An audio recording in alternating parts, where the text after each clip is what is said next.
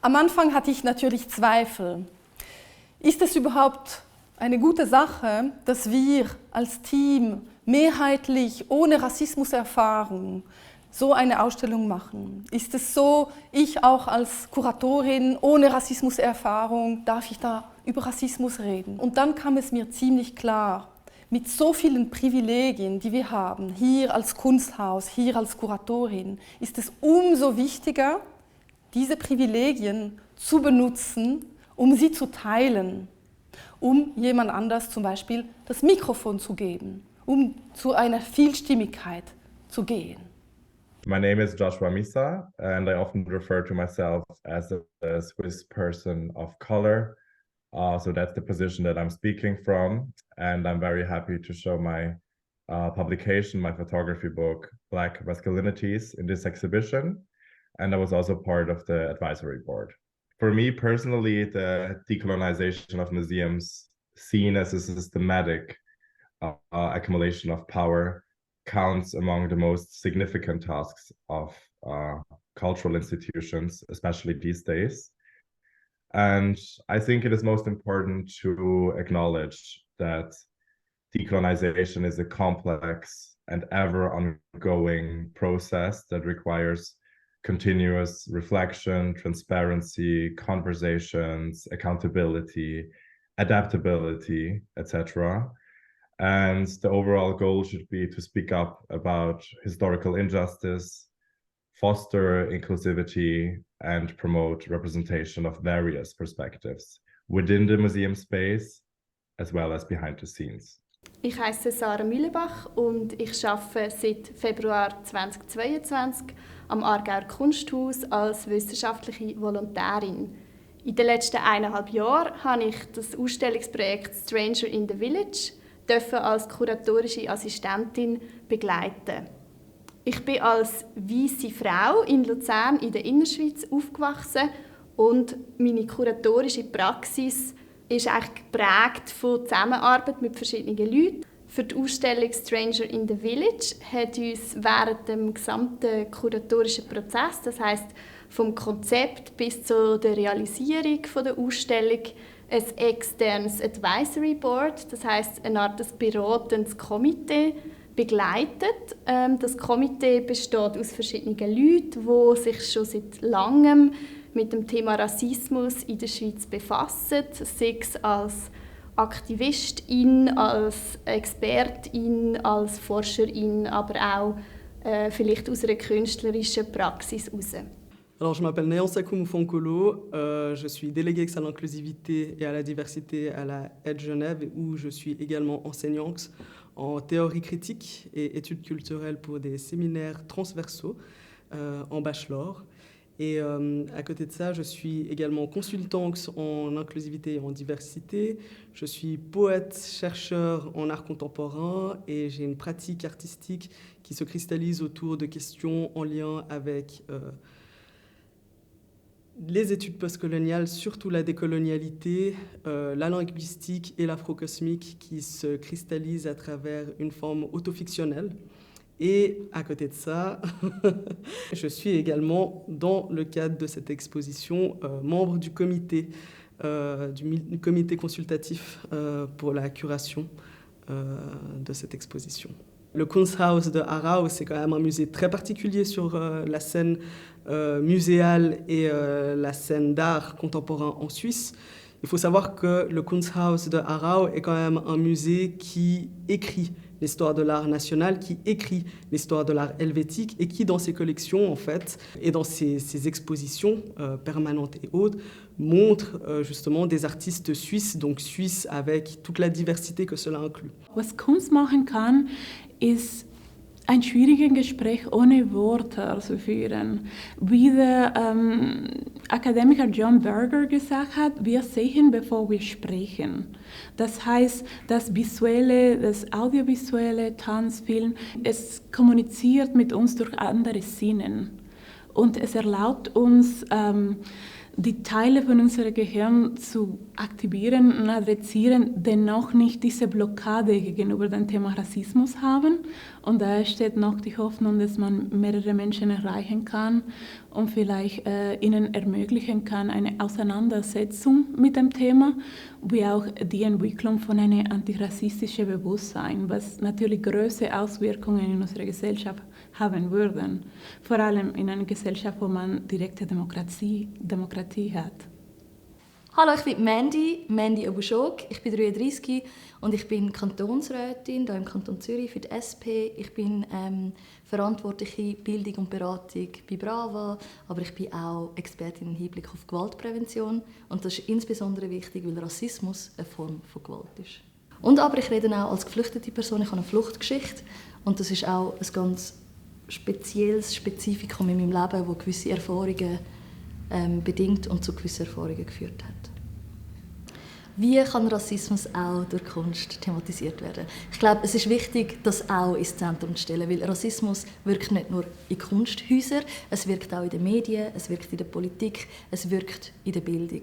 Und wie wirkt es, indem dass Menschen hierarchisiert und Menschen abgewertet werden und aufgrund von diesen Abwertungen Zuschreibungen gemacht werden, die Menschen festschreiben. Ich glaube, im Grunde ist das das Problem. Und diese Festschreibung führt dazu, dass gewisse Leute andere Rechte haben, andere Zugänge haben und das ist ein Problem. Und damit wir uns überhaupt mit dem Thema auseinandersetzen können, braucht es Gefäße. Gefäße wie zum Beispiel der Workshop, den es gibt im Rahmen dieser Ausstellung oder auch heute und da diese Ausstellung. Cette exposition, en partant justement de James Baldwin, décide de regarder de manière plus large sur le racisme en Suisse, donc dans le contexte suisse de manière générale, avec une orientation beaucoup plus centrée sur le racisme anti-noir, mais également de manière plus large, bien évidemment, le racisme ou les différents types de racisme systémique.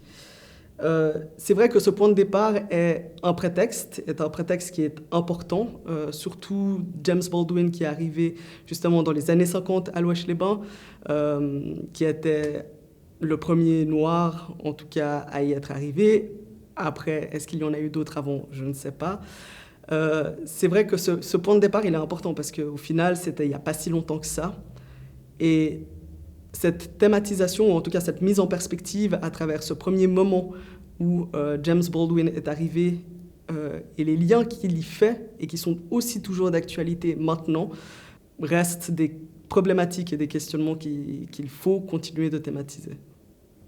I think I first stumbled across the work of James Baldwin after diving into the theory of Frantz Fanon, who is an Afro-Caribbean critical philosopher, and I was looking for something equally visionary for the context back then, but something a little bit less intellectualized maybe.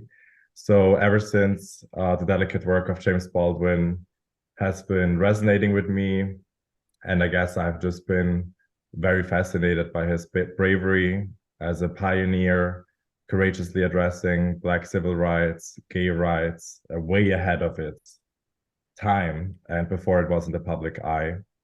So up to this day, it is just unbelievable to me how precisely he managed to capture the lived experience of different marginalized communities, and it remains very relevant up to this day. Et c'est un texte qui a inspiré beaucoup d'artistes, déjà de son vivant, et puis encore aujourd'hui. Et en fait, le but de cette exposition, c'est de questionner comment est-ce que nous réagissons aujourd'hui à ces mots de James Baldwin.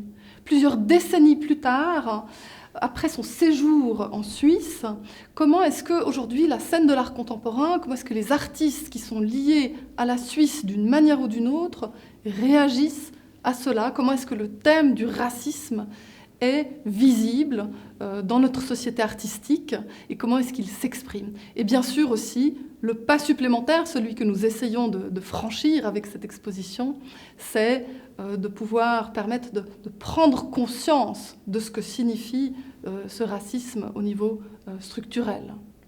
James Baldwin hat insbesondere seine eigene Perspektive schon so früh als Selbstverständlichkeit und Ausgangslage genommen von seinem Text und das ist einfach unglaublich. Gerade in einer Welt, wo so Machtdominanz und Herrschaft und auch Kolonialisierung und Kolonialität so wirkt, die eigene Perspektive ins Zentrum zu stellen, das ist einfach so unglaublich inspirierend.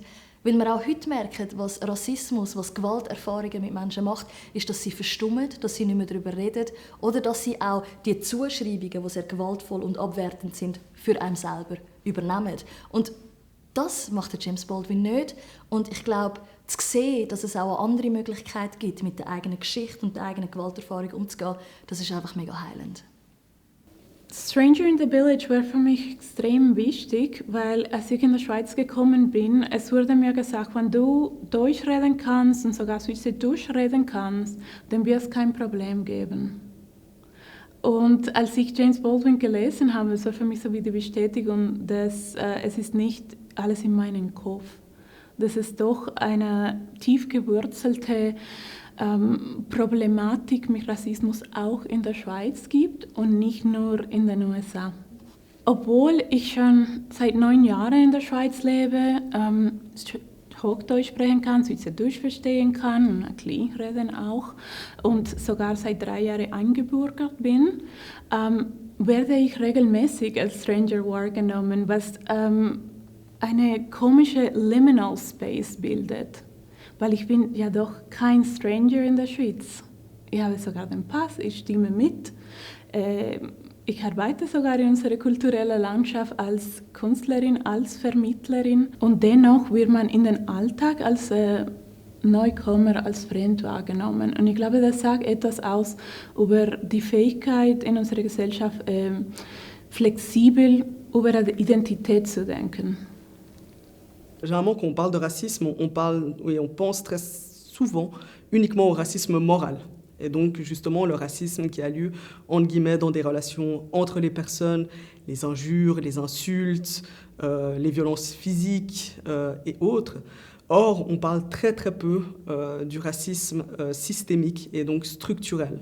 Ce racisme, en fait, qui va impacter le vécu des personnes dans le quotidien, que ce soit à l'école, que ce soit dans les livres d'histoire, qui est-ce qui est visible, qui est-ce qui est invisible, que ce soit également dans les recherches d'appart, les recherches de travail ou tout simplement même sur Internet, c'est-à-dire tout le racisme aussi qu'il existe d'un point de vue de la technologie et qui impacte matériellement le vécu des personnes. Et ce que j'entends par matériellement le vécu des personnes, c'est ce qui fait que des personnes sont empêchées et n'auront jamais les mêmes chances en tant que point de départ d'arriver à certains buts dans la vie, tout simplement en raison de leur couleur de peau, de leur appartenance, de leur race sociale, parce que bien évidemment, encore une fois, la race n'existe pas. On est d'accord avec ça. C'est une fiction, c'est une histoire qui a été racontée, qui a été utilisée sur le plan de la religion, de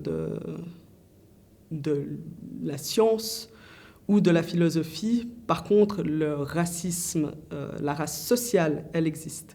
Et cette race sociale est justement celle qui va impacter le vécu des personnes, en sachant aussi que tout le monde fait partie d'une race sociale. De la même manière, les personnes blanches ont une race sociale, la blanchité, donc sont également racialisées, mais vont être bénéficiaires justement du racisme systémique. Et comme dans toute relation asymétrique, il y a des personnes qui vont être bénéficiaires et d'autres personnes qui ne le seront pas. Es ist wichtig, dass wir in der Schweiz jetzt über Rassismus sprechen, weil wir ein Einwanderungsland sind. Laut Statistik der Bund etwa 39% der Schweizer Bevölkerung hat Migrationshintergrund und dennoch bleiben unsere Strukturen, Institutionen, Ausbildung und so weiter genau gleich wie vorher. So, wir müssen dieses Gespräch führen, dieses für uns als Gesellschaft leider Tabu-Gespräch führen, sodass wir eine gerechtigere Gesellschaft für alle, die hier zu Hause sind, schaffen. Et c'est vrai qu'en 2023, il est temps de changer les choses et de faire en sorte qu'on comprenne et surtout que l'on considère les individus, peu importe leur racialisation, peu importe si ces personnes ne sont pas bénéficiaires du racisme systémique ou pas, qu'on les considère comme des êtres humains, qu'on nous considère comme des êtres humains. Et tout simplement pour aller vers plus d'équité et pour sortir justement un peu de cette langue de bois en se disant que le racisme n'existe pas, comme si c'était l'affaire des autres alors que c'est l'affaire de tous et de toutes et de tous.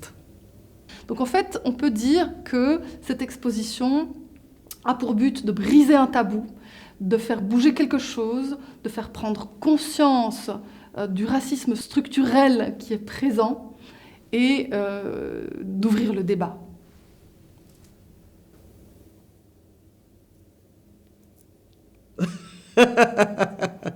Wrap it up. Yes. Okay.